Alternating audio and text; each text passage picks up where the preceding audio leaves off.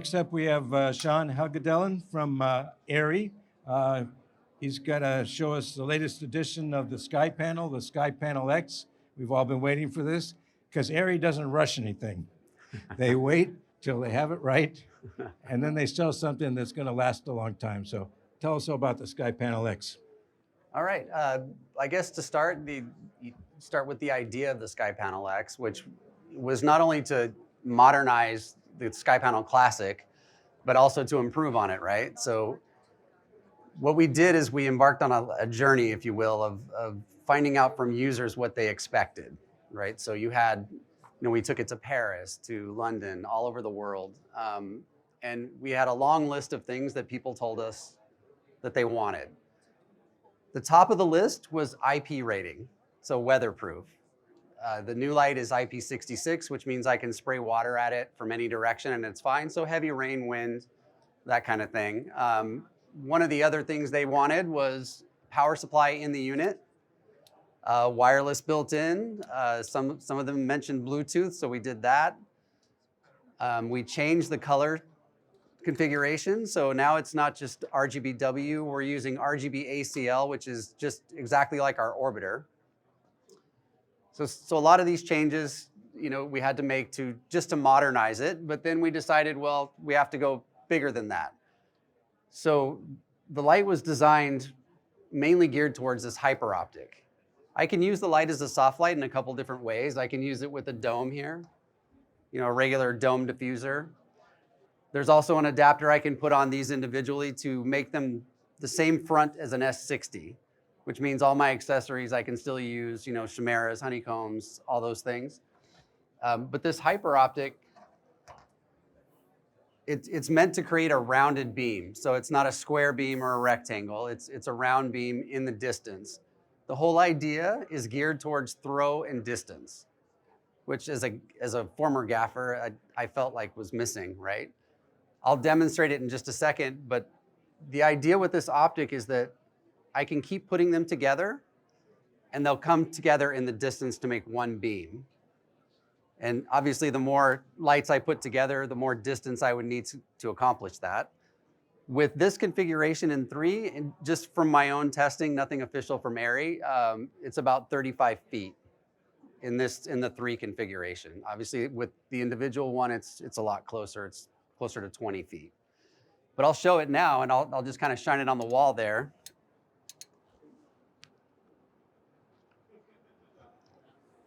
So that's in daylight right now. And as you hopefully can see, it is round. And this distance is actually not even close to what it will throw to. Like I've taken this out at night and thrown it up on trees that were 400 feet away, as an example. And the street lights under the trees would turn off because the sensors would trip. So it's definitely geared towards that. And so the next challenge with that is, because it takes distance for this to blend, people would say, well, what happens if I use it up close? And we say, of course you can do that. But if it appears a little rough, you can put a light diffusion in here, which we have as an accessory. It's called a beam enhancer. So we had to give a solution to that rather than just telling you, put a piece of hamster on it, right? Because what if you don't have one? And so that's the idea with the hyper optic. Again, we had to make a modular system also because we wanted to be able to put these together. So what we have is the individual one is called an X21. And then we have a similar system to this, which is 2 of them, which we call the X22. And this is the X23. The only difference in the X22 and the X23 is the piece that actually holds the lamps on, which is, I don't want to blind anyone here. It's this piece here, right? From here to here. The yoke would be the same, but it would just hold 2 of them. But again, I could put more and more together. It would just take pipe and truss at that point. We figure that more than this is probably not manageable in a single yoke due to weight and size and things. The other thing is that 3 of them is the max I could put on a 20 amp circuit. The max rating of these fixtures, or the max usage of the fixture, is 800 watts each. And we say, so 2,400 watts would be 20 amps at 120 volts. That's max use. They never run at that. So it's actually a little safer than that. I've been, in my testing, it's been about 2,000 watts that they've been running because I'd have to override the fans at that point and make them run 100% all the time. I'd have to use something out of the USB-C port. So generally it runs around 2,000 watts and high output. A couple of other new things are the modes that we have on the light. There's traditional modes as far as fans go. So we have like what we call a high CRI variable fan mode where the fan comes on as it needs to. And then there's a high output mode, which is the fan's on all the time. CRI goes down a few points. And then there's another mode called standard, which standard noise level is the same as an S60. That's kind of what that's based on.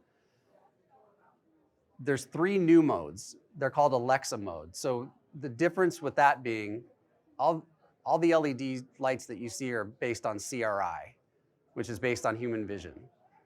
Cameras don't see light that way. They don't interpret light that way. Since we make the cameras, we know how the camera sees light. And we can tell the light to optimize itself for our sensors. So if you use Alexa mode, there's 3 different ones, but again, those are having to do with the fans. The light will optimize itself to our sensor. So when I go to 3200, for example, it will look perfect on our cameras. Now, we did offer other manufacturers to do the same, but the problem is that they would have to give up proprietary information for us to be able to do it. So they opted not to. In the works, there's also, for the virtual world, there's what they call a virtual twin or a digital twin, which would create one of these in the virtual world that acts the same as yours in the physical world. That's still evolving, but it is in the works. And I think that's kind of it. Is there any questions I can answer maybe? Yes, Donna. The weight of each panel by itself is 34 pounds. So which is roughly the same as an S60 with the power supply on the back. I have a question. Mm-hmm. What's the bad news? The bad What's news the price? The bad news isn't so bad. Each individual unit with what we call the soft and hard package, so you'd get the hyper optic and a dome and everything you need to run it. List price is $6,800, which is the same list price as an S60 used to be. Yeah, so all these improvements and it's the same price, even Yes. accounting for inflation. Because how long ago was that came out? S60 came out 2016. And you don't even need an egg crate on this, It falls off really, really well. Yeah. And can you show them the 3 units? Can you spin it around and show them the back? Yes. Because you can break those down. And when you're talking about the price, that's just the one unit, right? That's not all 3 of these. Correct. So that's Together. each individual unit. You can buy these. You can buy this as a system, and I think it's in the 19,000 something range. I always recommend to people that if you're going to buy this light, you should buy them individually, and then buy the hardware to make it this. Because the reason being is that if I buy this system, I'm missing a few things to use them individually. And these click in and out of here so easily, I would see myself doing that. You would be missing the yokes, the individual yokes, and a couple of control panels because I only need one to run this in this configuration. So I would recommend the 6800 is everything you need to run an individual light. So I would always do that. And there's also a lot of accessories like this diffusion. So yeah, so not a lot of accessories, but there are a few. And there'll be more coming.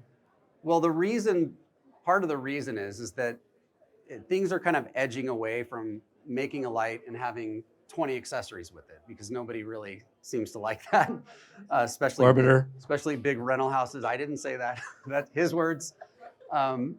So we're kind of trying to not make too many new accessories for it. In fact, with the S60 adapter, we're actually giving you the ability to use all of your existing accessories, which is nice. But yes, you can use it as a soft light with this dome or with the S60 adapter. Yeah, what I like also is that, let's spin it around a little bit. You can, instead of making a shelf, or feathering it, you can put the diffusion on the bottom and the top one could be clear and that'll carry the light a lot further so that somebody could, walk forward towards the camera and not pick up an intensity. So yes, in our testing, we did do a lot of those types of things, and you can definitely mix and match. So if I have, a diffuser on the bottom, and then the 2 hyper optics on the top, I would get, ambient light near me and then a beam in the distance. That's right? what I'm talking about. Yeah. Any other questions? No, I think you did it. There was one other thing to yes. mention. Oh, sorry. One other thing to mention, there's 8 pixel zones on each light that you can control separately. So in the case of this hyper optic, it's each square you see, I can control individually. Now, generally, you'd have to be on a console to do that because the remote, the controller on the head wouldn't do it. But the hyper optic is also pretty sealed. So when I do a color here, it's not bleeding into this one. So it looks pretty cool as eye candy also. I can do it here also, and it's a different kind of look as well. So I can mix and match between 8 zones on these lights. So here I have 24 zones. All the nice gags, Yeah. flame effects. And... All of it, yeah. All right. Thank you, Shawn. Great, thank you so much.